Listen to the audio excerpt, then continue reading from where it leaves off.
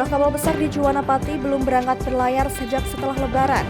Hal tersebut dikarenakan tuntutan mereka belum diakomodir. Polda Jawa Tengah mulai memeriksa 13 saksi pembakaran jerami di pinggir tol yang menyebabkan kecelakaan beruntun. Bagi seluruh KPM yang berhak menerima BLT BBM di Batang, Jawa Tengah, diwajibkan untuk mematuhi protokol kesehatan dan telah melakukan vaksinasi. Selamat malam pemirsa, bersama saya Amanda Soraya, Anda tengah menyaksikan Jateng hari ini. Ya, kita ke berita pertama. Polisi terus mendalami kasus pembunuhan disertai mutilasi dan pembakaran terhadap seorang ASN Bapenda Semarang, Paulus Iwan Budi Prasetyo. Polisi menduga ada motif lain selain motif korupsi yang melatar belakangi pembunuhan berencana terhadap korban.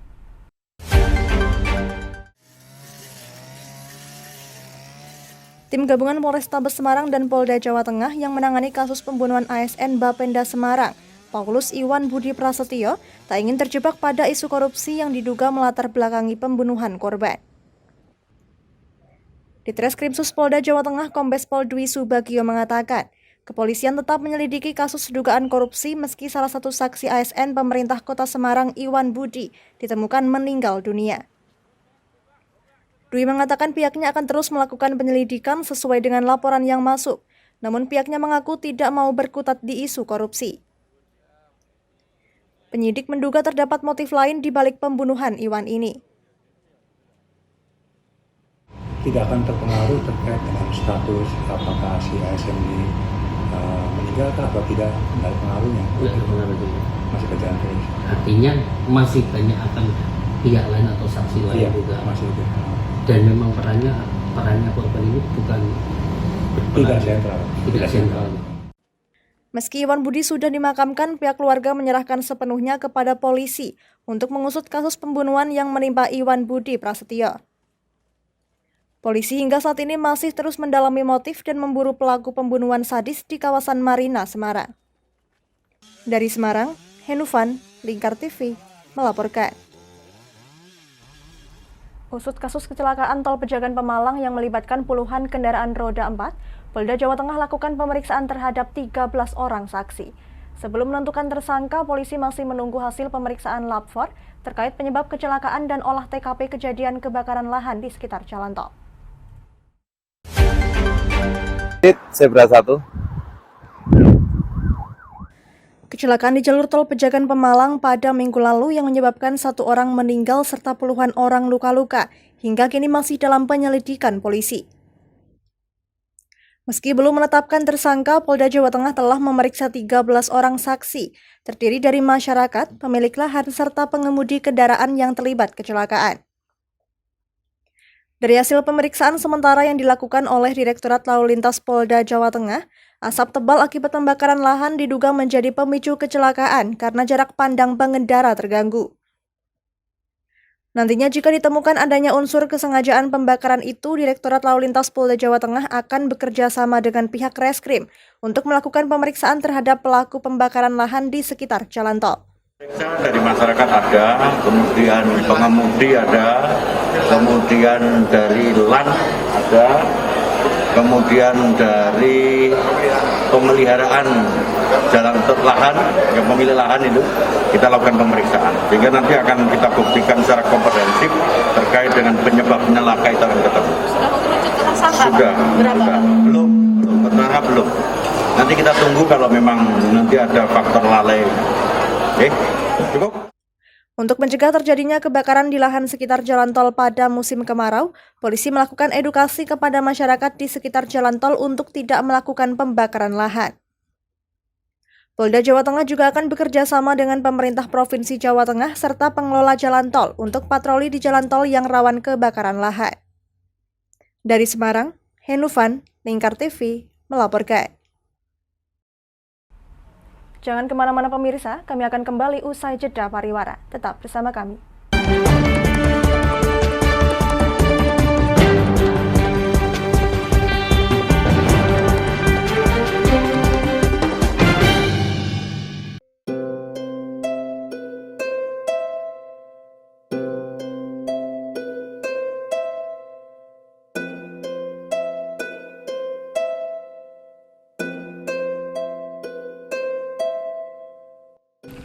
Wah iki yo siaran TV wah apik temenan. Filme cocok karo suasanane.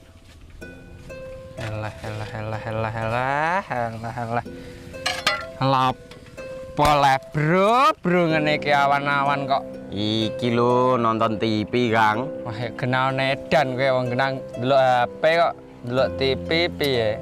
Wah, kurang update kowe iki, Kang. Lho, maksudnya piye kok ngarane aku update itu? Iki lho delok aku nonton TV tenan. Apa kira nonton HP? Wong delok HP ngono kenal nedan apa iki. Iki lho delok siarane. Lho, kok iso ya? Yo TV apa? Jenenge Lingkar TV, Kang. Saiki erane TV kok ngene iki. Kok Lingkar TV nek dia awak dhewe panggone iso nonton TV lewat HP. Kok ngene iki. Ana film-film ngene iku ya? Iya, filme apik-apik kaya ngene iki. Awak dhewe nek sawah leren mbut gawe iso leren ndelok film-film ngene iki. Padha iso ngene iku. Iso, ora ketinggalan karo cah-cah kae.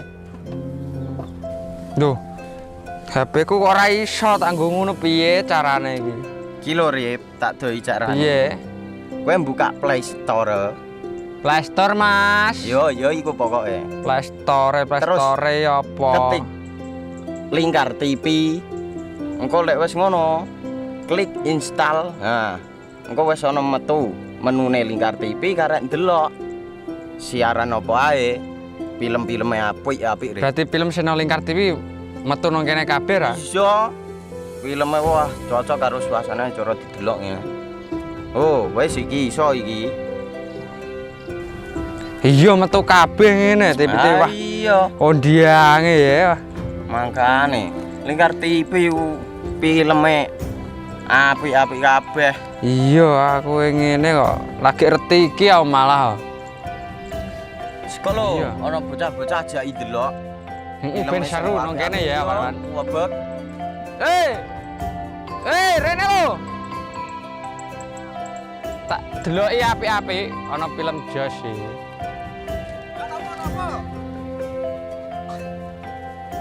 Rene go Rene. Oh iki lho tak deloki film nang Lingkar TV. Solutif dan terpercaya. Tonton siaran Lingkar TV melalui aplikasi Lingkar TV di Play Store. Dengan cara ketik Lingkar TV di pencarian Play Store, kemudian tekan install. Mudah bukan? Nikmati tayangan-tayangan menarik dari Lingkar TV kapanpun dan dimanapun Anda berada. Tinggal tekan menu Lingkar TV di HP Anda dan selamat menonton!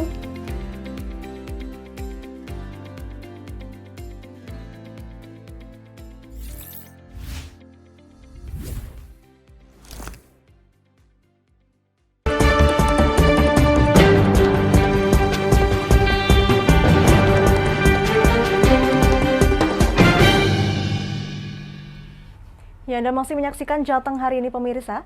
Sudah beberapa bulan setelah bulan Ramadan, sejumlah kapal besar di Juwana Pati masih belum berlayar. Dinas Kelautan dan Perikanan Kabupaten Pati atau DKP Pati mengungkapkan, hal ini dikarenakan ada tuntutan mereka yang belum diakomodir.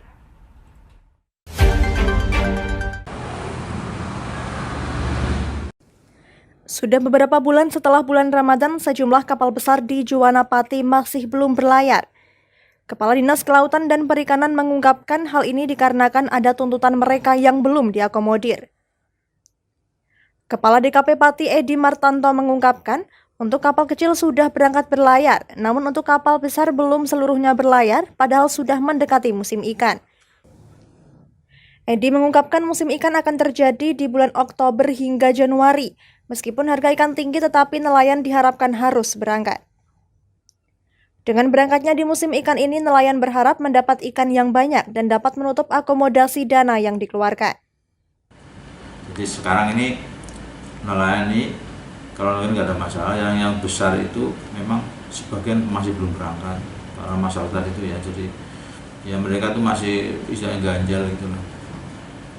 Ada tuntutan mereka yang belum diakomodasi ya. Tapi sekarang ini kayaknya sudah pada berangkat. Tinggal sedikit lah, masih ada Masih ada yang tinggal, kalau dulu kan udah 80%. Jadi setelah lebaran tuh lama ya, sekitar ada 2 bulan tuh sebagian kapal belum berangkat. Nah ini mereka ini kan memang mendekati musim ini kan. Jadi Oktober, November, Desember, Januari 4 bulan itu kan musim. Makanya mereka mungkin dengan harga mahal pun mereka akan berangkat gitu, karena ini musim ikan bulan depan. Seperti diketahui sebelumnya, sebanyak 70% nelayan kapal Pursendi Pati tak melaut karena hasil tangkap yang tak sebanding dengan biaya yang dikeluarkan untuk membeli solar. Ia berharap musim ikan akan datang tepat waktu agar mendapatkan ikan yang banyak dan DKP bisa memperoleh PAD. Apalagi ia pesimis PAD tahun ini bisa memenuhi target. Namun pihaknya berupaya agar bisa mendekati target yang sudah ditentukan. Dari Pati, Arlinda Maya, Lingkar TV, melaporkan. Proses penyaluran bantuan langsung tunai imbas kebijakan pemerintah menaikkan harga BBM bersubsidi saat ini di berbagai daerah tengah berlangsung. Puluhan ribu warga dan petugas di Kabupaten Batang, Jawa Tengah yang mendapatkan BLT tersebut wajib mematuhi protokol kesehatan dan melakukan vaksinasi.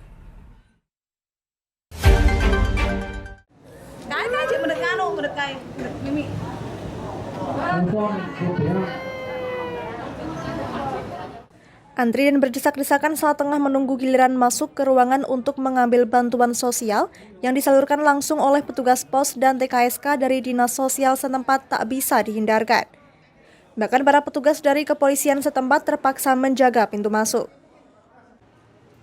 Berlangsung di Aula Kantor Kecamatan Gringsing, Kabupaten Batang, Jawa Tengah, para keluarga penerima manfaat atau KPM yang tinggal di 15 desa sekecamatan tersebut bergiliran transaksi ke petugas untuk didata dan difoto untuk dokumen laporan. Kepala Dinas Sosial Kabupaten Batang Joko Tetuko menjelaskan, di wilayahnya sebanyak 39.043 KPM menerima bantuan langsung tunai imbas kenaikan bahan bakar minyak. Setiap warga menerima Rp150.000 selama 4 bulan dibagi 2 tahap. Meskipun pandemi COVID-19, para penerima bantuan wajib sudah vaksin dan harus mematuhi prokes, minimal memakai masker dan berjarak saat mengantri dan jangan berkerumun. Para KPM wajib prokes saat mengambil BLT dan para penerima tersebut hasil dari pengajuan pemerintah desa, sehingga sangat penting kepala desa untuk memperhatikan operatornya selalu update kondisi warganya. Kantor pos sebagai pelaksana penyaluran yang ditunjuk oleh Kementerian Sosial. Nanti pelaksananya di tempat-tempat komunal, bisa di kantor kecamatan, di balai desa, seperti itu. Dan sekali lagi pelaksananya adalah PT Kantor Pos. Nanti kami Dinas Sosial hanya mungkin teman-teman dari Peksus Kecamatan untuk membantu mengatur ketertiban, gitu. Demikian cara pelaksanaan. Ada berapa untuk tahun ini yang dapat, Pak? Kurang lebih 39.043 KPM. Setiap KPM menerima 150.000 selama 4 bulan dan diberikan dalam 2 tahap. Jadi setiap tahap menerimanya Rp300.000.